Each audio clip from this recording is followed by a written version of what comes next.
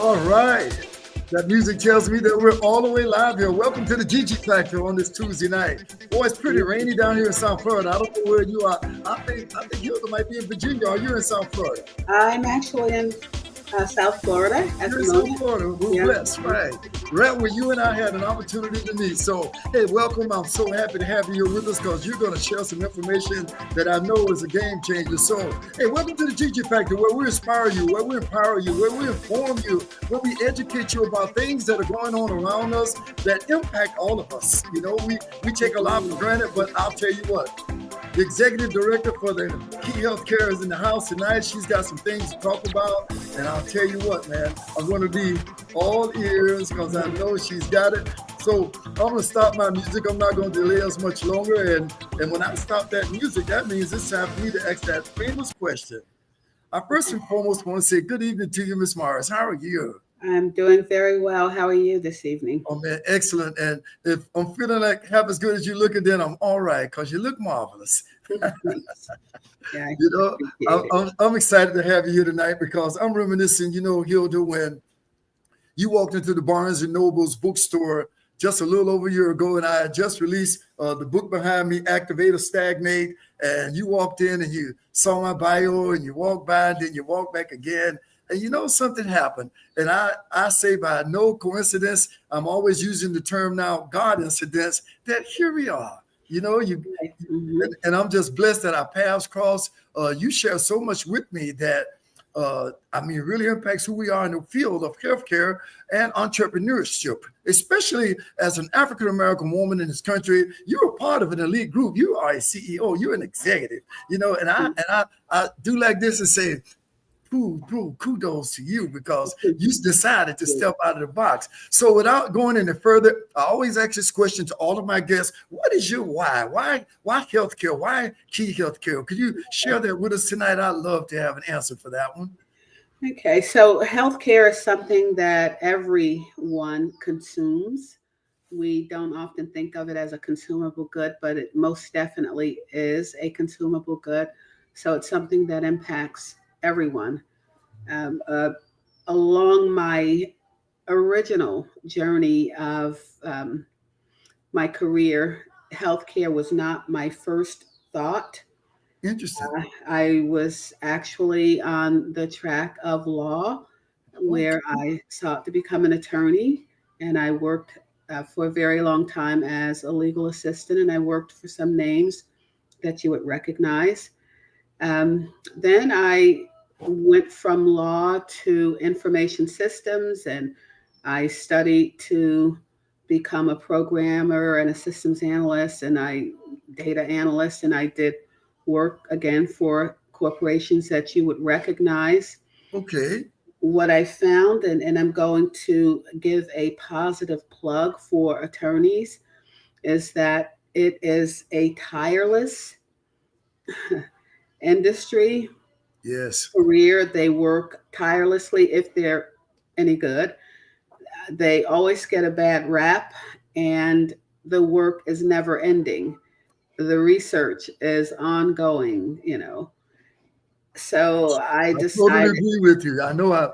Matter of fact, just to interject, my sister's daughter Leontine is studying the bar right now, mhm, and just the stress level, my ex-wife's sister was an attorney, and I know my wife's brother was an attorney, and I've been around that a lot. So I totally concur with you, and I say to them, I want no part of that arena. But you said something now that I'm sorry. I told you I would sort of yeah, interject when I feel that there's a need to ask please further do. questions. You have a technology background. I do. I had no idea of that. So that should be very interesting right now. What was the now what was the reason for the pivot? Okay, so here's what happens in technology. You see all of these platforms that we're using, and all of the new iterations, revisions, releases of technology. Okay, Mhm. things that are techno. What I found is that when I would attempt to get a promotion, I needed yet another certification. Wow. It's never ending. Right. Um, Unless, however, no, it's just never ending. I was going to say if you get into a niche, but it is never ending. You are always needing to refine your skills or get the next certification. We know that in practically any industry, you're going to be required to get continuing education credits, but somehow for IT, it just seemed to be ongoing. And I'll never forget the day I was leaving the building of this corporation that you would know. And I was trying to become a part of this team. And so Yes. I asked one of the managers, I said, well, I've got this, that, and that certification. I'd love to join your team. And he said, well, do you have this? And I was like, well, no. So, Yeah, so yeah, yeah. it was like an epitome. That was the day that I decided that the one thing that actually never changes is really sales. Yes.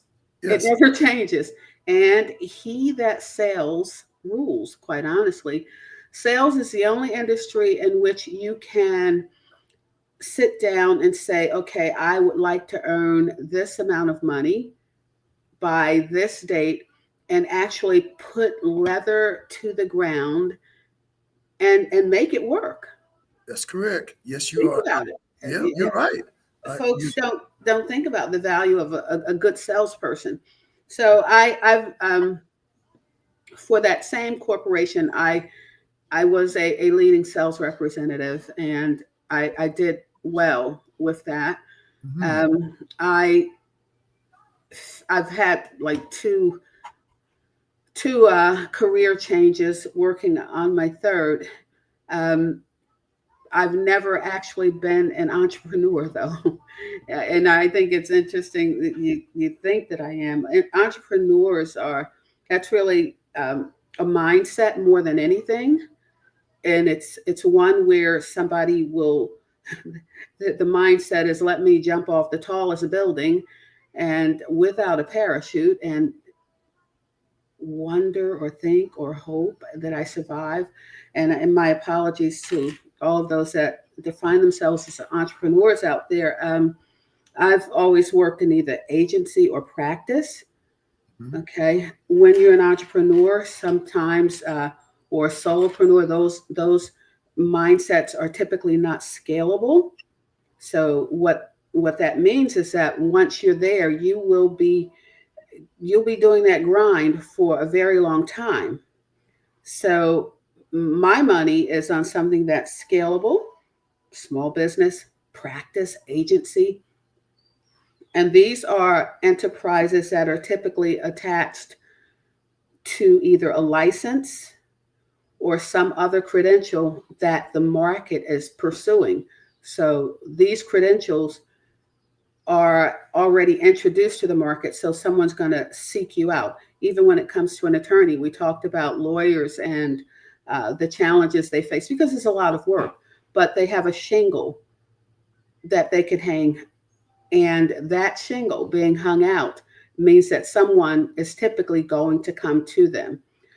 Entrepreneurs, I think by definition, they take on big risk without the promise of return or even knowing if there's going to be a return. So if I were talking to someone who feels as if they have something that they would like to introduce to the world, they have the biggest next the next biggest thing, and they really are passionate about getting it to people, I would say let's undergird that passion with something that can be put into practice or agency with a license or some level of credentialing that people are buying anyway. Okay, so listen now, because I patiently wanted to just say, first and foremost, I found it interesting that you're saying that you're not an entrepreneur, Never and have been. well, I mean, you run your business, and maybe I'm confused about the title entrepreneur, You but are. and I know I'm running several businesses in my life, from real estate to entertainment, financial services. I've been in that arena, and now here I'm in the life coaching and edutainment as a speaker and author, and all of those umbrellas.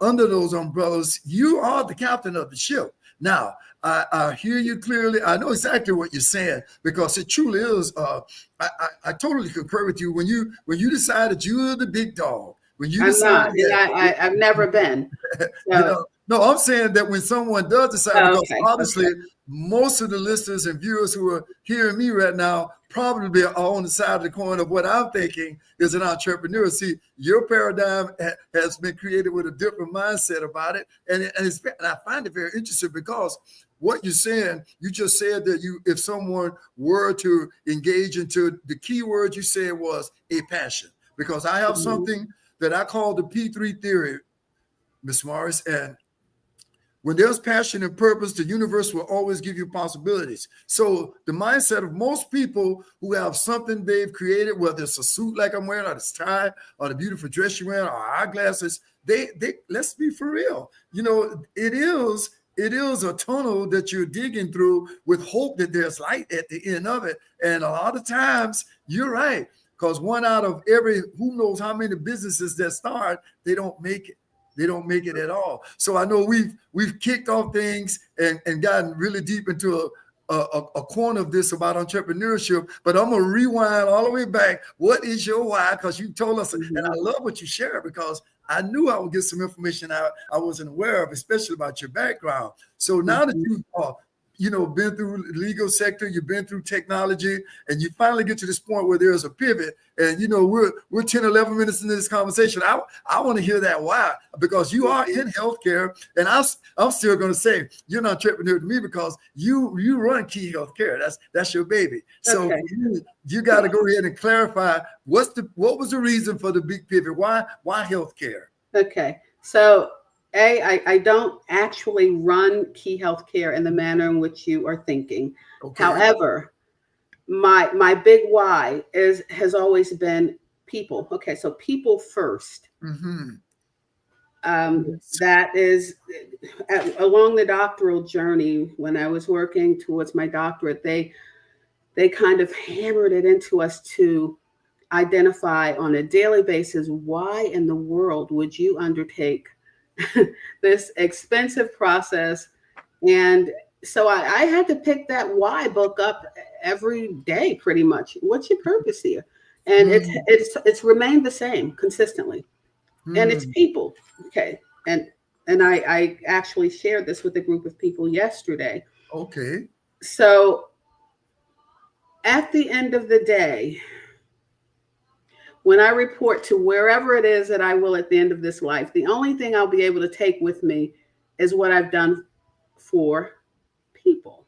Wow. Love it. So Love it. Love it. that's all I've got. So I have set about on a journey of doing things and showing up places where maybe I can inspire someone, Mm, maybe I can make someone rethink their previous position, maybe I can give someone a smile who is just having a really bad day, something that yes. I did yesterday as well. Maybe what I do with or for someone will then, and this sounds really corny and passe No. and overused, but it is the truth. You were in the bookshop the day that I met you. Yes. Okay. So while I don't know that the interaction was inspiring to me, it did make a difference in my life. Thank you. It made a difference in my life, of course. And it made a difference in the lives of many people that walked through that door on that day. So my why has always been people, and it always will be. Now, what has changed over the years, and this is interesting, it's not a very popular position or attitude or mindset, is that another thing that I have come to believe when it comes to my why is that I seek to understand people versus being understood. Okay. So for years, and it's very often, the words will be similar, like, well, you just don't understand my point of view. Okay. Well, I don't, I've gotten to the point that I don't need you necessarily to understand my point of view. I want to understand yours, because once I understand yours, then I know how to navigate you. Mm-hmm. So I know how to travel the terrain of you. I know how to interact with you. I don't Hmm. need you to understand me. I already understand me. Hmm. So, but when I understand you, now I can basically control the narrative, and I can traverse the situation differently in a manner that will benefit me and possibly you as well.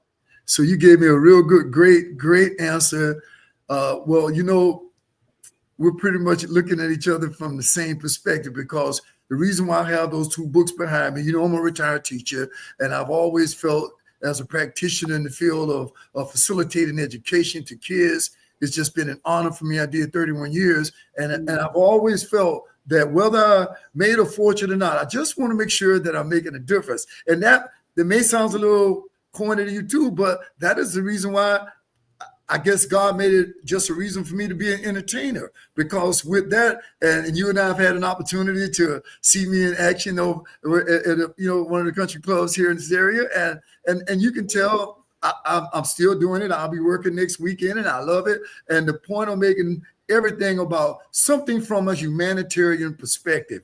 I'm so just honored to hear that you wake up every day saying that, just like it said in your bio. I didn't want to just sit here and read all of this about you, because I mean, I'm sitting there looking at, wow, this sister's been around the block, and then before I could even get to it, you start telling me about all these other things that you've been through, and I'm like, whoa. And you never know. You see, on the surface, I've never had any idea other than that when it's for the last 25 years of your life, for more than 2.5 decades, you've been in that corner of wellness, in that corner of cognitive help with people from a mental perspective, in that corner of emotional connection. Because it sounds to me like, above all things, you're in that arena for healthcare, because you're right. You want to make sure that you've made a difference. And I can tell for that many years that you've been doing it. Kudos to you, because it says here, it says that you're a certified ACP mentor. See, that's something I've never even heard that term being utilized in the capacity of certification.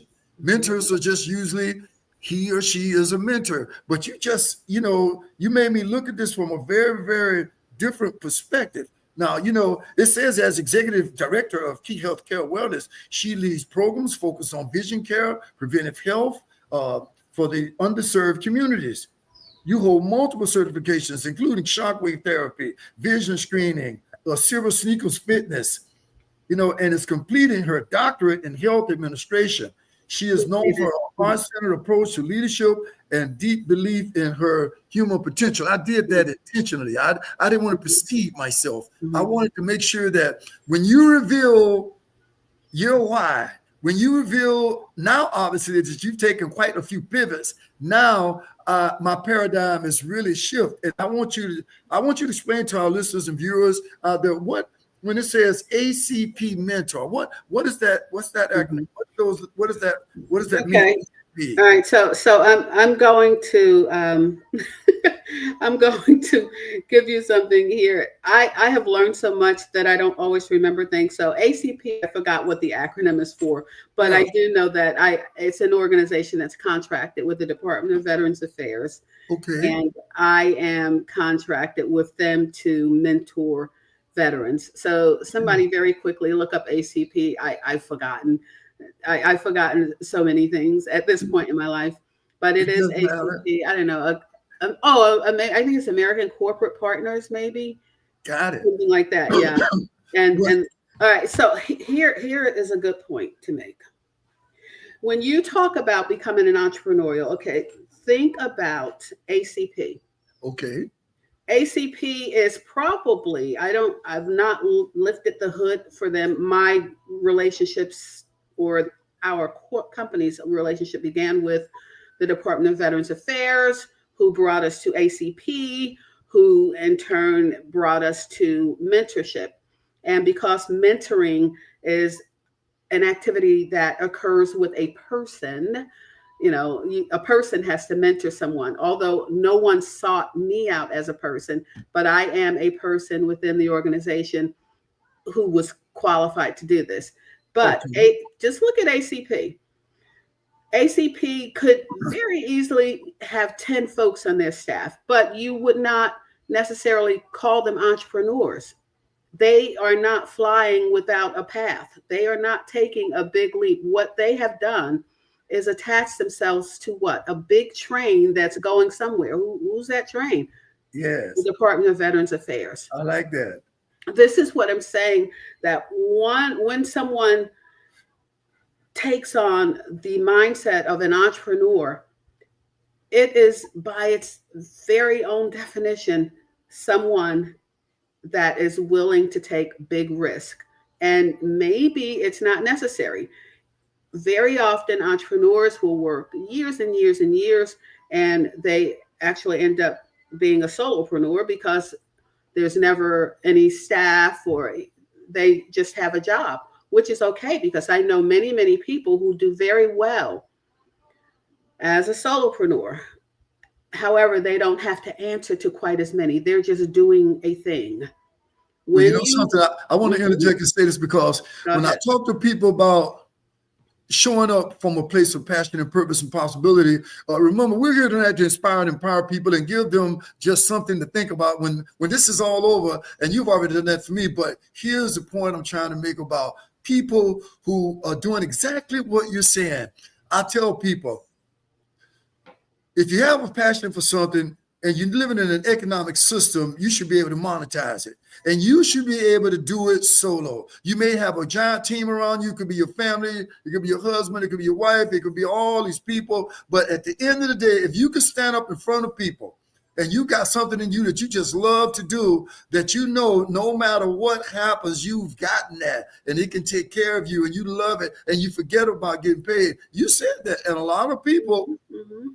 you do end up flying solo. You really do. I Yeah. mean, it's just that's the way the world, should I say, revolves around us. And you're right. You know that I guess the more you think about entrepreneurship and the way you're shifting the paradigm about it, I clearly understand. You know, of course, I'm never going to be away from the fact that somebody's got to be the last one to make the decision. Somebody's got to be the one that's going to be in charge if all things fail. Just like there has to be someone with a majority of the stock when it comes to a corporation, and usually that is the CEO who was the entrepreneur that was the brainstorm behind it. So I hear you.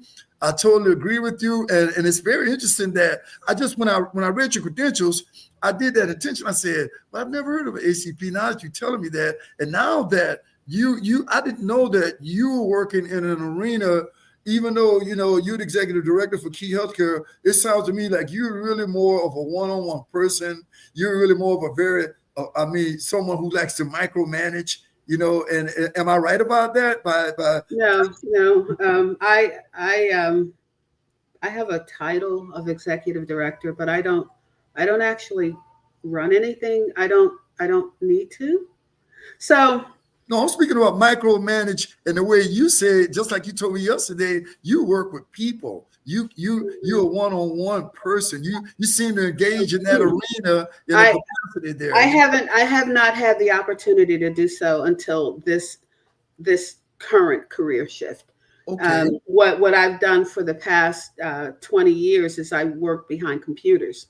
Mm, I never really had an opportunity to meet, greet, or even know the people that I worked with all over the country because it technology. just, yeah, it just didn't lend itself to that. I design programs, I implement programs, I develop the programs, I write contracts, and then I move on to the next one. I don't even manage the contracts after I've developed them. I move Uh-huh. on.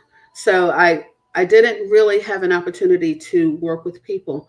Now I'm in the sort of third phase of my career, and I want to give you this as first. I want to throw this in. You were looking at my parts of my resume. I've worked at a brokerage house. Excuse me? I've worked at a brokerage house Okay. Got it. where back in the day where people used ticker tapes and you have the guys down on the floor and they're buy sell and but I worked with the account executive. So Uh-huh. my entire life has been administration and or sales. That's where I was born. So I worked with the account executive, not the person that was down on the floor, but the person that designed or coordinated or led the people down on the floor. And he showed me how to read the ticker tapes. Of course, they don't do that anymore. But Right. I often throw that in because I don't know anyone else that's ever done that, like working in New York in a brokerage house. You're my first. I know people who worked in that capacity. It's sort of funny you bringing that up because when I left Florida A&M University, I got my undergraduate degree in business administration, and they flew me to New York City, and I spent a week up there on that Wall Street in Yeah. corporate finance. And when I got a hands-on, look on the inside, Chase Bank flew me in, wanted to offer me a job as a loan officer. And I said to myself, how could anybody want to wake up every day and you're telling me that you worked there, you were in the trenches? Man, I was like 16 or 17 years old. Wow. So from the time I was a kid, Yeah. I when I was 16, I managed a program for men who were coming out of bad situations and needed jobs. I was the assistant to the director of that program. I don't know any other work but administration. This is all I've ever done, and I do it very, very well. Yes. I can scale up any business, or I can help to develop and design and implement and walk away from any business. The thing I hate is, or I don't know if I hate it now. Now I'm just having fun, but the thing that I never wanted to do was to manage people or to stay, that kind of work. I don't tend to do that well. Yeah. Like running and people reporting and they're asking you what to do. I don't do that very well, but I can develop the program and I can hand it to you very nicely so that you can run it. So that was just one of the things that I did and that I learned along the way. Well, you know something, it kind of leads me to one of the questions I'm looking at right here that sort of allows me to kind of segue and ask you this question. How is technology impacting key healthcare now versus, say, just even 10 years ago?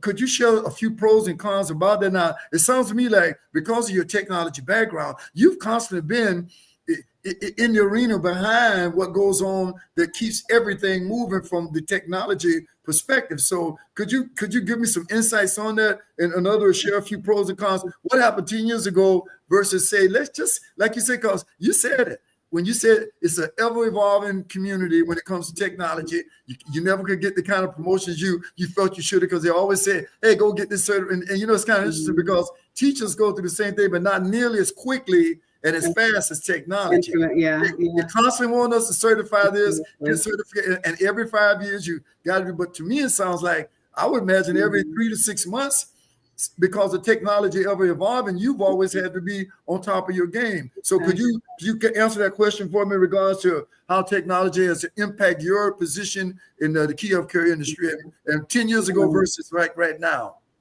Okay, so key healthcare is more of a concept than a business, but every industry or every company that's doing business as key healthcare, I am sure that they have had to adhere to CMS regulations and ever evolving HIPAA, PII, PHI, all of those things that impact people because it is healthcare. So there's always a ramping and revamping and reading up and recertifying. And some of those certifications are actually every 6 months.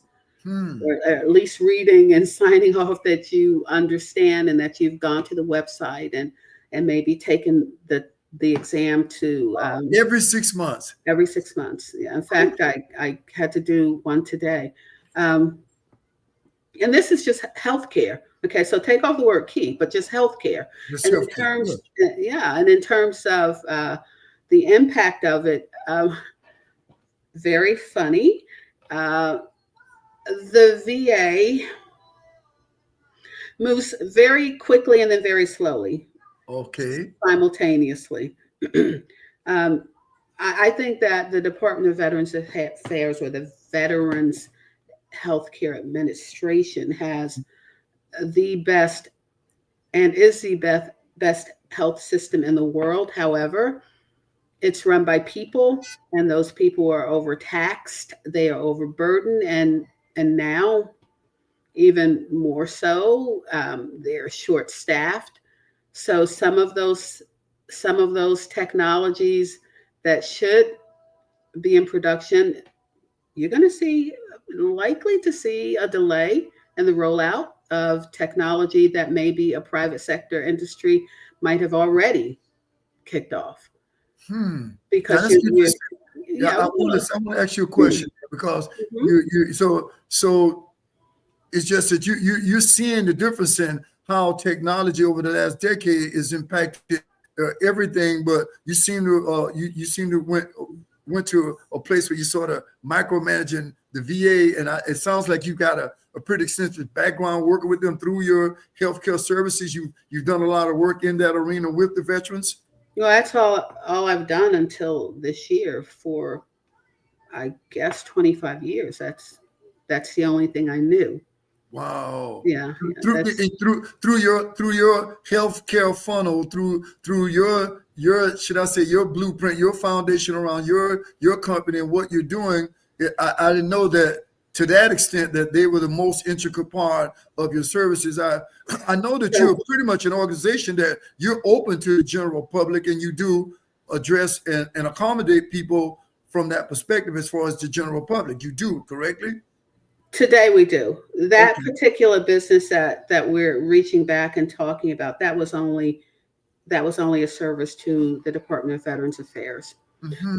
So today I am doing things that are more people focused, and I'm going to give you a little quiz here.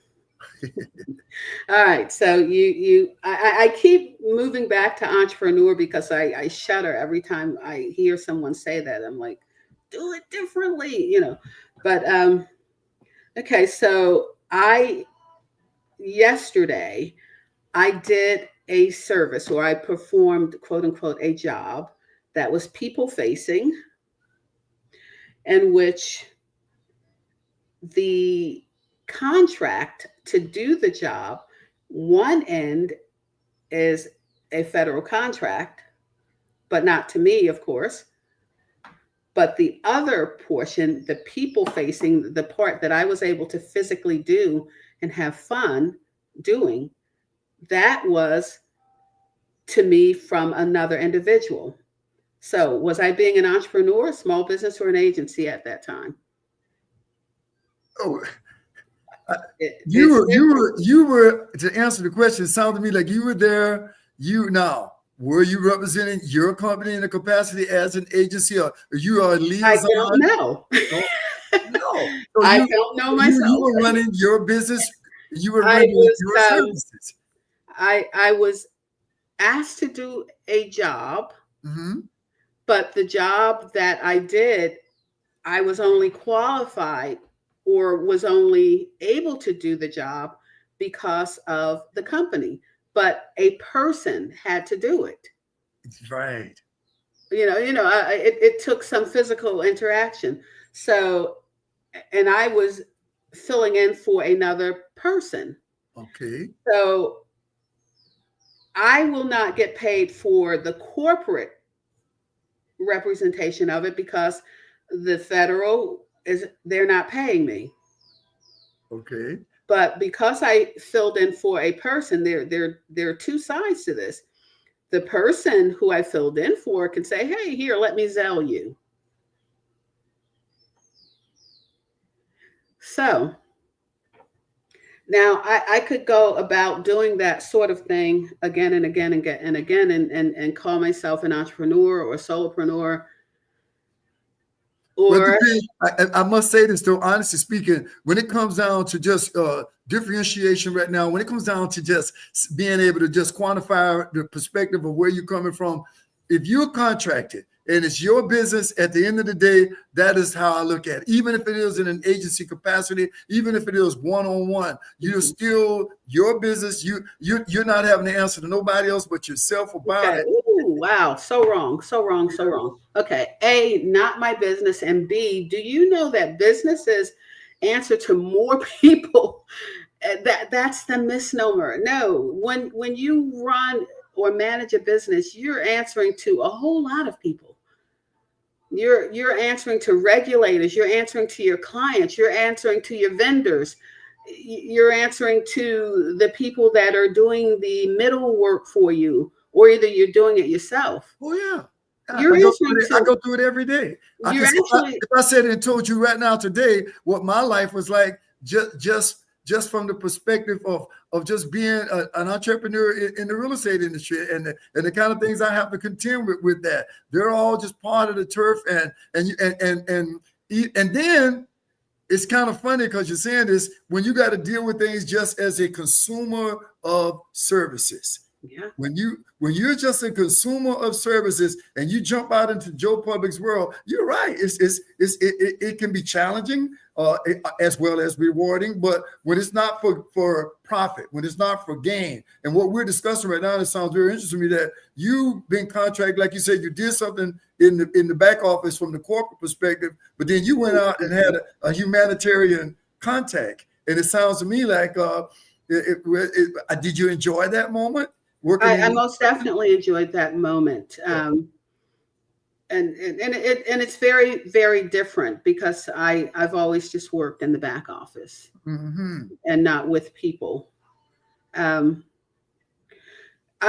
want to kind of harp on the entrepreneurial thing, and I've kind of spoke on behalf of the SBA relating to this small business.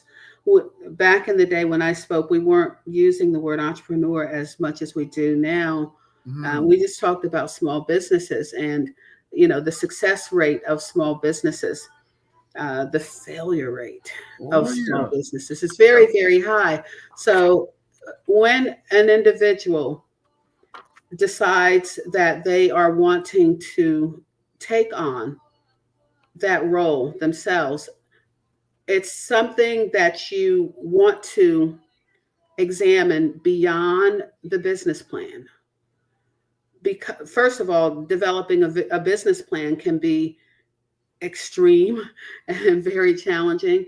But even if you manage to luck up and you have a nice business plan, it's just paper.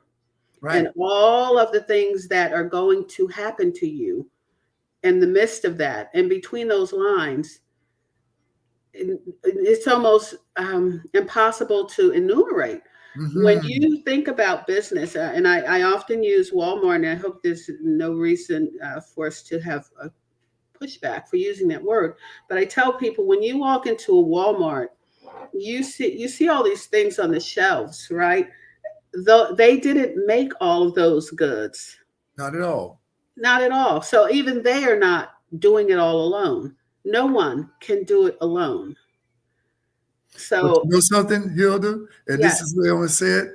And it sounds like when you're about to complete your doctorate, I should be saying Dr. Morris. I like the title. I like the title. Listen, Sam Walton started with a real simple grocery store. Sam Walton started with nothing but a dream and a vision. Sam Walton now probably his family, for generations and generations and generations to come, it's called, like I said, that old money, and it's not going anywhere. But what the point is here is this, that he started from somewhere.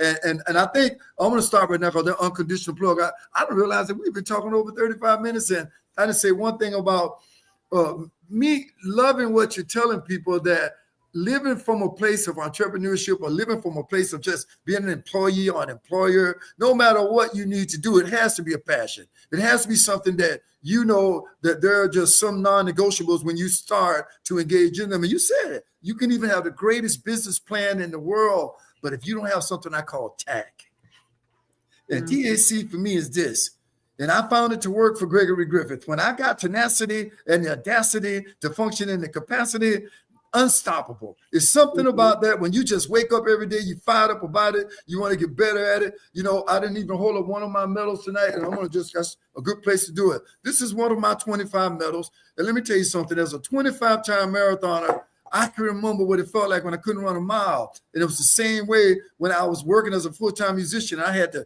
finally decide to go and get a master's degree. It's something called TAC. And with TAC, you got to have time management. With TAC, you got to be able to stay activated about your life. So I'm going to make an unconditional plug right now. If someone wants to engage in mentorship, coaching, and anything that we're talking about tonight, and I'm putting it out there. I'm gonna say, Dr. Morris, we want to make sure if I find someone coming into my camp and they say, you know, I really enjoyed listening to what she was talking about, I'm gonna see if I can talk to her off this camera. Can we get some sort of a little time with some of the people that might be engaged? Because I'm offering a 50% off this summer. My Get Activated community is usually $97 a month.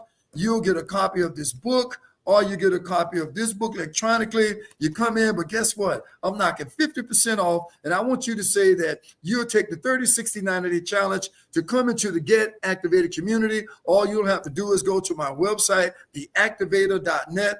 I'm going to put it in the comments a little later. It'll be there for anyone to take a look at. But I'm offering that opportunity for 50% off at $49.99. And I'm saying if you do come into the community and we get once a month to get together, I'm going to ask Dr. Morris if she might sneak in 5 minutes with us, because whoever's listening tonight, I think you really touch base on a lot of things that people take for granted that from a humanitarian perspective are very, very, very important. And you said it. You're not the one that always, you know, had to be out there, but you knew what you had to do behind the scenes. You knew what you needed to do in terms of protocol. You need to do how you say something that's, I mean, very powerful. And I might as well talk about it while we're talking about entrepreneurship. You said you could help anybody scale their business. You said you could help someone take wherever they are right now and raise the bar to the next level. And you know something, to anyone that gets into the camp, now I'm going to reach out to Mr. Morris and say, hey, you know, Sally or Billy or Joey or Cynthia has gotten into my camp and they heard you and they like to have 5 or 10 minutes with you. I'll put you on the spot after this, say, make yourself available, because I think if somebody can get you off camera, it sounds like you got a lot to share, man. And I'm super impressed with what you've done, the career paths you've taken. I mean, you're telling me Wall Street, you're telling me brokerage firms, you're telling me computers, you know, you're telling me that, you know, you've done a lot, and then you took the full pivot and say, I just want to help people. So God bless you for what you're doing, how you're doing it. I'm just blessed that our paths cross. And you know, speaking of the way our paths cross, because I said I would bring that up tonight. Ms. Morris and Key of Care offered me an opportunity that she and I have been discussing. We're in conversation about it right now. I'm working on, and actually because of her input with me, I'm going to have my own supplement. And it's going to be called The Activator. And she was very instrumental in saying, Gregory, I think you can do this. I think it'll be something that if you've run 25 marathons, and I'm 70 years old, and you're still looking okay, you're still standing up all right, you know, everything is working fine for me right now. I can get in my pool to swim an hour right now. I can walk 3, 4, 5 miles. I can ride my bike 15 miles. So I want to share what's my regimen every day. I want to share with people in the form of a package, and Ms. Morris and I are working on that. It's forthcoming. So stay in touch. The Activator supplement will be coming thanks to this lady right here in front of me right now. I can't thank you enough because you spearheaded it. You told me that it could happen. And I had to buy into it. I listened to you. And I realized, I said, she's got a point. One of the people do want to know when I stand in that corner of my kitchen for 5 minutes every day and put the things in me to give me assurance that I'll go out here and function. Because the key thing we're talking about right now, and she's talking about healthcare, is this. Your health is your wealth, but your mental, physical, and spiritual health. And that is why if you come into my camp and you take my 30, 60, 90-day challenge, and you, believe me, will not be the same. 90 days in your life, and say you could target right now, July, August, and all of September, and look up past Labor Day, and you'll be on a different path. And I promise you, and that's my money back guarantee to anyone. You take this 30, 60, 90-day challenge, and if you don't have more balance in your life, if you don't even find that you're living with imbalance, what I call organized chaos. And so many people, and Ms. Morris, I'm sure in your field that you run across quite a few people. And when I define organized chaos, I'm automatically saying you've been on a job 10 years that you know you shouldn't be on. You've been in a bad relationship for more than that, but you know you shouldn't be there. You've been a procrastinator so long that you've stagnated your life. That's why I titled my book, Activate or Stagnate. So with that in mind right now, there's something I need to segue to right now. 1 million people. One of the questions I was going to ask you tonight. 1 million people right here in Broward County, where you and I are tonight, went to the hospital for emergency care. And I mean, is this a quantifiable, or should I say, indicator of the demand for healthcare? Was that another reason why you saw that so many people are getting sick, so many people are just living so far out of balance, that especially from a health perspective? What's your take on that? Why do you think it's just so many people are getting sick like this? That's 1 million people, and I'm talking just Broward County. Can you imagine New York City, LA, Chicago, and we're down here in little old Broward County? I mean, we're in an urban area, yes, but we're not like that. So if I got data that supports 1 million people, what's your take on that? Okay, so now remember, I am a healthcare administrator. My doctorate is in healthcare administration. I'm not a clinician, but actually being an administrator, I should be able to deal with the numbers and the statistics. But I would just say folks are tired right now. People are afraid. And when you are tired, when you are afraid, when you are weary, sometimes those things will show up on your face. They will show up in your joints. It's going to show up in your body, many different levels. So we need to take a breather. And I, while you were speaking, I was checking. If you go to keyhealthcare.org, even now, and type in supplement, there are packages that were curated by Greg Griffith. There's a TriWell, it's there. TriWell Harmony, that's one that was curated by the Activator, Radiant Trio, and Vital Core. Those are three that were curated by Greg Griffith. And you can learn more, or you can order those as well. But people are just tired, and you need to take a breather, and I'd say get back to your source. It's not a religious program, but you want to get back to your God, your creator, who is mind, body, spirit. You heard me, Ms. Morris. You heard me, Dr. Morris. You heard me clearly say, and I will go to my grave saying that balance is success. It's just 3 words. Balance is success. Imbalance is organized chaos. And you can, it's no different. I always use this metaphor or this reality to tuning up a car. You keep your car tuned up, you put good premium gas in it, you pay attention when the red light comes on, that car can drive and last you, probably forever. But it's your body, it sends you signals. And if you don't listen to them, or if you're fueling your tank, remember, food is fuel. Am I right, Dr. Morris? Food is fuel. And you need to understand what you're fueling your tank with. And that is why I applaud you so much for diving into the arena of healthcare, and from the humanitarian perspective. When you told me, I listened very clearly when you said that is why you took the pivot. The rat race of Wall Street, the technology, constant living up to some new certification constantly. Everything is evolving and changing, even as we speak right now. And I've been challenged with that, even in this arena as a speaker, as someone obviously out here working on my numbers and followers and social media. If people only knew behind the scenes how much you have to do just to be able to jump on social media and do things in a capacity that's necessary to continue to move forward. It's challenging. Technology is very, very, and especially, I'm not from the technology generation, and I get it. I use it. I was very fortunate as a teacher that I had no choice because it was a non-negotiable. And speaking of non-negotiables, the kind of things we're talking about tonight, I applaud you for bringing a lot of them up about people if they're considering doing something that would take them, quote unquote, out of the box. Because honestly, to order to be something you've never been, you got to do something you've never done. And that is why I'm offering my coaching opportunity tonight. I'm offering the opportunity to even have a sort of parent with Key Health and put things together for you in a capacity that we can help. So I'm going to say this to you that I've enjoyed every moment of this. We got probably about 5 minutes left. And I don't know if I missed anything one thing I didn't talk about because it relates to this. And I just happened to hear it and it's been trending. How do you feel about this? Is a very fragile subject, but it's very relevant to this conversation tonight.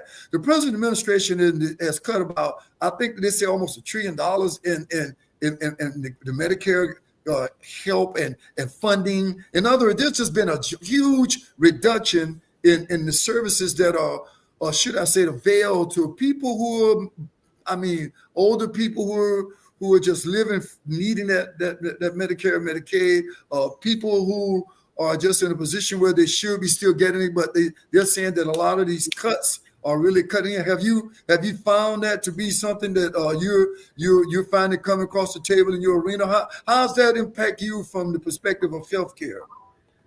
So here's the reality, Greg. When some people lose, some people win. Yes. And it's very unfortunate, but I think we will see how this all plays out. We hired some folks to mind the store. We hired them and we sent them to do a job. And we need to trust them to get the job done. They are skilled. They are qualified. I hope that this will be a lesson that will help people to never say, well, they're just being politicians, because we actually want our politicians to be politicians. We don't want our politicians to be actors or dentists or, we want them to be trained politicians. We want them to know the law. We want them to know the Constitution. Correct. Before we send them out there. I would never ask my shoe shine man to be my surgeon. But for some reason, for years, you'd hear folks giving pushback and they'd say, yeah, that's those politicians for you. They're doing this and they're doing that. Well, enough said about that. But we've hired some good people to go up on the Hill. I sent you a picture of myself. I've been there. Yeah. I have met with them. I've been in the building. They've got some really secret rooms in the building. You've been in some great positions. Here's the point I'm making too, that is why I posed that question to you, because at the end of the day, from a humanitarian perspective, because you said, I want to help people. I've been one of those guys that, if you didn't watch my show last week when I was solo and I was talking about what was trending, the GG perspective. The GG factor was also called the Gregory Griffith perspective whenever I'm here solo, because what I'll try to do is find out what's trending and what's the impact. How do we as the common people in this country who get up and work every day and come home that I did do for 31 years as a teacher feel about the way things are being facilitated from an administrative perspective in the federal big boy house out there, because they got the big, beautiful bill. Now they got a whole lot of great things going on, but people are seeming to have some real mixed emotions and they're feeling the impact from it. And I always say to myself, you said it too. People should be well-versed. They should be well-educated. They should be prepared. And here it is. We are a heterogeneous group of people, Dr. Morris, and you and I both know that. And the government is supposed to be there for all people. But when you start seeing the kind of pushback that's going on around us and what we're dealing with from that perspective, it's a bit scary, but it's reality. It's reality that, they say something too. I heard it today. I think it was on CNN or something that, there's a two-tier situation when it comes to what we're talking about regarding people who are obviously billionaires, and there's about 800 of those in the country. And then the rest of us we're here. And it's this two-tier group. And kind of unfortunate at the timeline that we're dealing with right now is we're wondering what kind of eyes are people looking through to create the paradigm that they have. And that is why this conversation tonight has been so interesting, because you're pretty much on the inside of a lot of things that go on because healthcare is up there, man. It's Yes, critical. it is. It sure is, So I appreciate you sharing what you're saying about it. You're right. You want people to be qualified. You want people to deliver the services. And you know something, live up to the promises. If you say it's going to happen, let's just say it's going to happen, and don't wait till after the fact. And like you said, not even get deep into politics, but it's not about politics. It's about the humanitarian cause. I don't want to get this blurred. I'm talking about people, what they need, and we all as taxpayers need it. And we go out here, we feel we can get it. And I'll tell you, boy, there's been a time when you reach out and you get that pushback, and you wonder, you say, And my mom lived to be 2 days before her 99th birthday. And fortunate for my mom, kind of ironic talking about this, she was the widow of a military man. So she got those veterans benefits. And to see the services, what my mom had access to, my dad was a colonel in the military, what he had when at his last days in time. So I was around it, was in my family, and my cousins right now, whose dad was whose grandfather was in the Air Force. I always looked up to Uncle Pat, my auntie's husband, and it was just an honor that this is many years ago to see an African-American man get a position and move like he did. And see, back then, I didn't even know who my biological father was. And when I met him at the age of 50, it was a game changer. So for me, that is why all these things come full circle, because it impacts. Remember, we're here to inspire and empower, because I always tell my kids, everything has got impact. It's going to slap us around a little bit. And hey, let me just put it like this. Michelle Obama said it, Dr. Morris, your story matters. And tonight, I want to say, I thank you so much. You share so much with us. I'm going to give you the last maybe 1 minute or two if there's anything that we didn't touch on. I told you we'll have this, but I probably wouldn't even have to go through these questions. I know you. I felt a few things here that were really I think we kind of hit them at random, believe it or not, almost everything that we could talk about. So I want to give you the last couple of minutes, how people can reach you, why you would want them to reach out to you, a little bit more about, what we can do if we want the services that you're offering through Key Health. Okay. So if anyone wants to reach me or Key Healthcare, they can simply go to www.keyhealthcare.org. Okay. And you won't really reach me from there. So for myself, you can just call the office. There'll be contact information on that website, and you can ask for me and someone will locate me.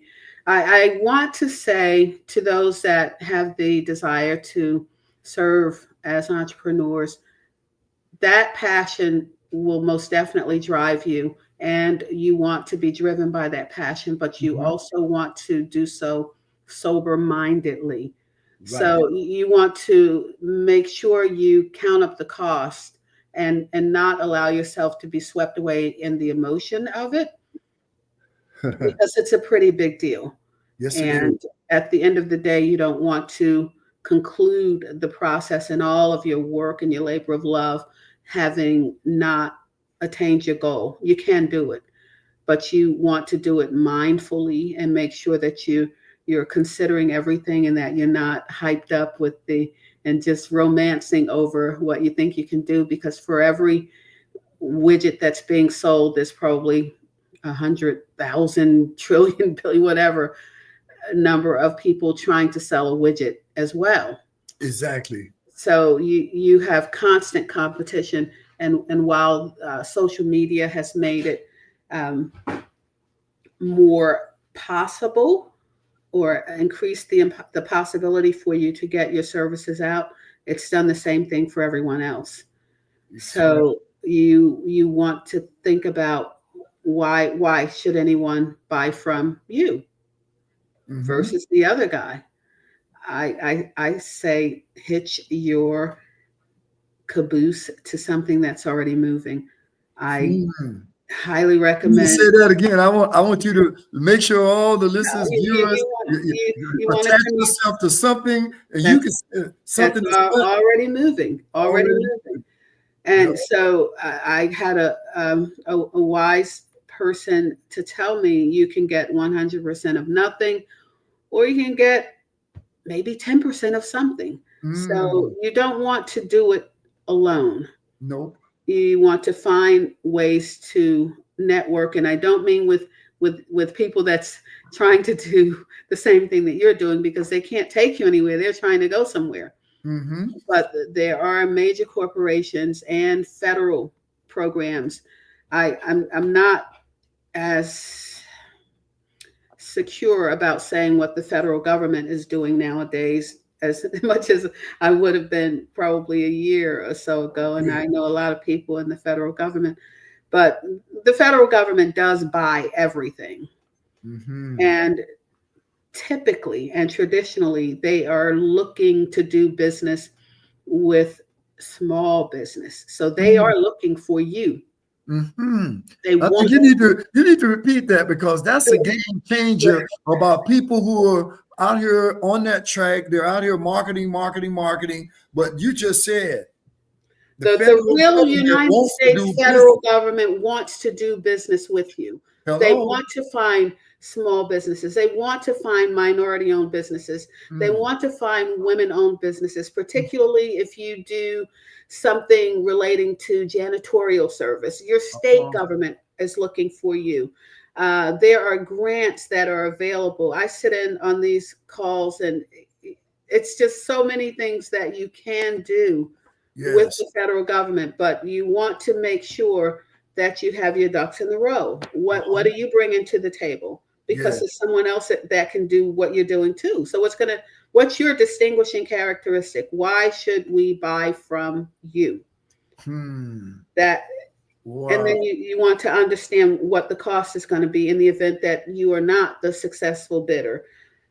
In fact, when you bid on a contract, fail a couple of times, because once you've failed, then you have the right to ask for the information relating to the successful bidder. You have the right. Yeah, I'm gonna say this to you. I always say to people, if you perceive it as failure, then you definitely have lost. And the only limitations that exist are the ones you place upon yourself. They're only life lessons. You keep going to bat till you hit the home run. And you know, I'm just hearing you right now. Honestly, it's firing me up about the seat that I'm sitting in right now. I would not be in this arena of inspiring and empowering people through this liaison vessel we call YouTube. I wouldn't be, and I'm unconditional plug once again, on Thursday nights.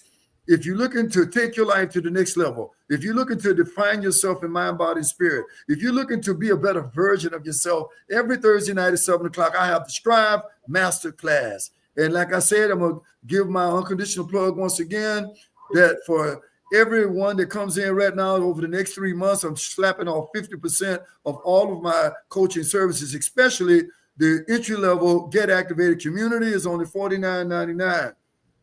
Relationships will always be, my friends, the new currency. I'm sitting here with this wonderful lady tonight. She just walked into my life. We created a relationship together. We ended a conversation the other day, you and I, Dr. Morris, and you said something to me too, and you just shared it with everyone. What type of service, what type of knowledge, what type of product could you partner with our federal government with and make sure that you know it's something that they need? And you know something? His name is Simon T. Bailey, and he said it, and I'm going to say it tonight. Relationships will always be the new currency. And I sit here with you tonight, and I'm going to end this on a very positive note as I hit my music to kick things in. I can't believe that you and I have sat here over an hour tonight like nothing. You know, but I want to give my kudos out to you. I want to thank you so much, because your insights, they speak for why you sit in the seat that you're sitting, ma'am. Your insights tonight define me to understand that you define yourself, you shift your paradigm, and a lot of people, I hope, will come back to this episode of the Gigi Factor. Until the next time, we're going to say goodnight to you. I'm going to say thank you so much, Dr. Morris. You're a blessing to us. You're a blessing to me. And I know we have better days to come together, you and I, because of everything that you shared with me tonight. I'm going to continue to pick your brain because I know you got it. So till the next time, I'm going to say to her there, keyhealth.org. Is that keyhealthcare.org? Am I right? Keyhealthcare.org. You'll find it there. and you'll get me at theactivator.net. And all you have to do is click the link to the Get Activated community. You also can click the link to come in on Thursday nights. It's right there at theactivator.net. So until the next time, my friends, which will be next Tuesday, I almost blew it. We got Dr. Rick Markson from Markson Chiropractic. And let me tell you something. I have something called sciatica that I thought I'd never run another marathon. I thought I'd never do it again. And guess what, Dr. Morris? The man cured me. I ran my marathon. And I've been going to him ever since then. And that was 10 years ago. So you don't want to miss that. That is something about your healthcare that next week, boy, we're on the road with this healthcare. Dr. Rick Markson from Markson Chiropractic. Until next Tuesday night, the GG Factor signing off saying thank you. Thank you, Dr. Morris. God bless you. Bye-bye. Thank you.